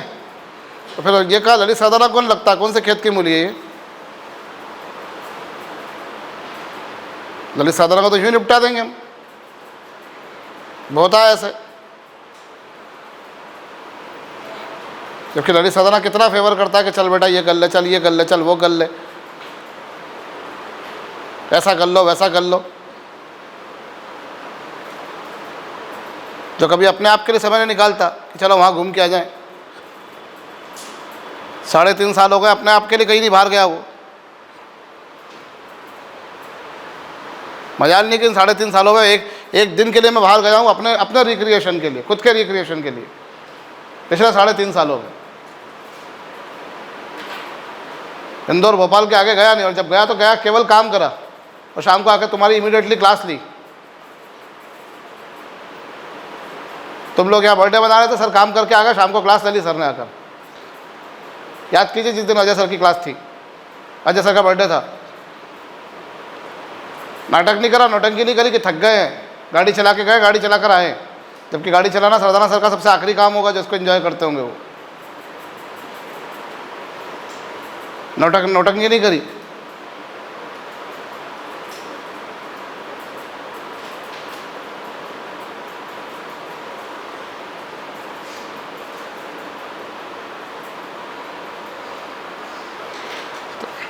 तब एक लुच्ची सी चीज़ पूछिए तुमसे भैया कि ये कैसे करेंगे? तुमको वो नहीं आ रहा, तुमको करंट निकालते नहीं आ रहा।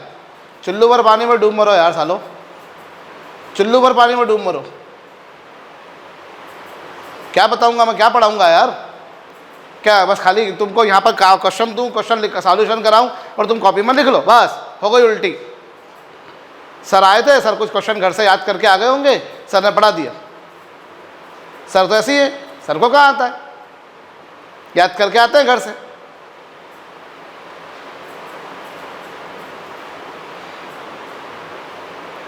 मैं उन चुनिंदा लोगों में हूँगा पूरे इंडिया में बेटा जो घर से कभी भी पढ़ के नहीं आता, जो प्लान करके नहीं आता। लेनी थी कौन से चैप्टर की क्लास, पीपीटी उसकी रेडी नहीं थी, शेड्यूल डला नहीं था, मैंने चलो हटाओ अलग ये वाली क्लास ले लेते हैं, छोड़ो।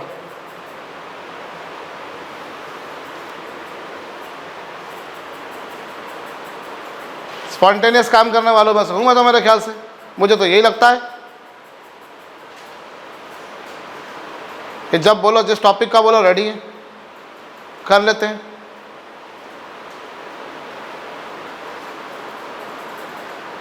अपने आप को धोखा दे रहे हो, मुझको धोखा नहीं दे रहे हो तुम, मेरा कुछ नहीं बिगड़ेगा, मैं हाथ ऊंचा कर दूंगा साफ साफ, सब आप देख लो भैया आपके बच्चे ने क्या करा था। और हम बोलेंगे तो मिर्ची लगेगी, हम तो बुरे ही हैं, हम तो सबसे बुरे हैं ना भैया, हम कहाँ अच्छे हैं?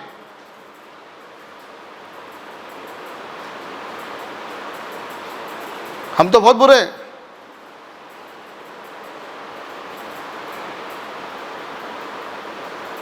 हम आपको पढ़ाना चाहते हैं, आपको सफल बनाना चाहते हैं, आपको आईआईटी में मेडिकल कॉलेज में भेजना चाहते हैं, तो हम तो बुरे होंगे ही ना, हम कहाँ अच्छे हो सकते हैं? सवाल ही नहीं उठता। हम छुट्टी नहीं दे रहे, हम बुरे ही हैं ना? या सर अपने लिए पढ़ाते हैं? अगर छुट्टी दे देंगे तो नुकसान किसका होगा? सर का होगा। इतने दिन ज़्यादा बिजली सर की जलेगी, इतने दिन ज़्यादा खाना सर का बनेगा, तो सर का नुकसान होगा वो अगर नहीं करेंगे तो।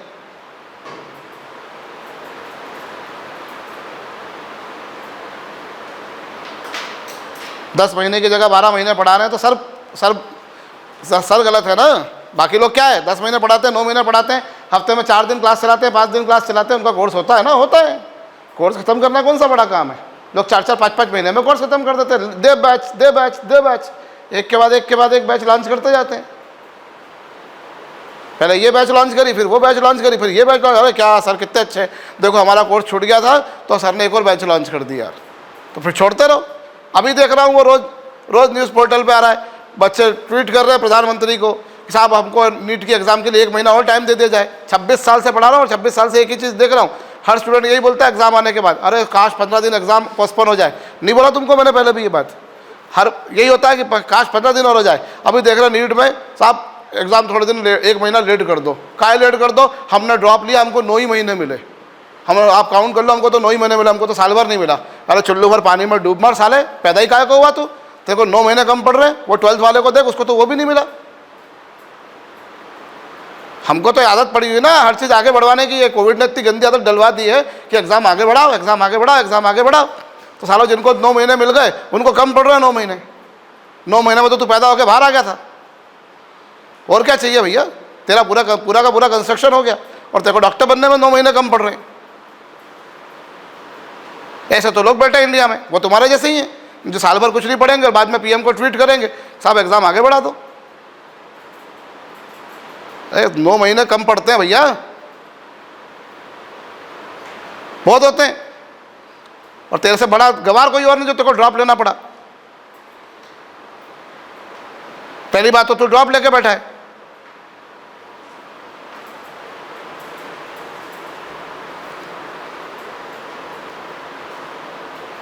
फिर हमको ये लगेगा काश एग्ज़ाम आगे बढ़ जाए, काश एग्ज़ाम आगे बढ़ जाए। हर बार तो कोविड आएगा नहीं, हर बार तो एग्ज़ाम कैंसिल होगी नहीं, हर बार तो एग्ज़ाम आगे बढ़ेगी नहीं, हर बार तो ऐसे ही बिल्कुल थोक में परसेंटेज मिलेंगे नहीं। मेहनत से ही करना ना पड़ेंगे। उससे पहले वालों ने भी लाया, उसके बाद वाले भी लाएंगे।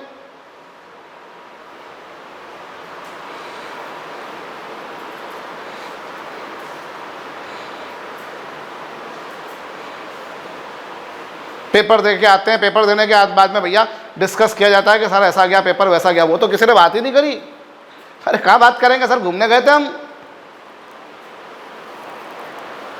आपको क्या लग रहा है एग्जाम देने गए थे हम? बढ़िया टी शर्ट चेंज करके अच्छे से घूम फिर कर आ गए हम। आप बात कर रहे हो हमको हमसे एग्जाम के बारे में, हमको ये तो बन नहीं रहा। आप क्या सोच रहे हो हमसे एग्जाम निकलेगी क्या?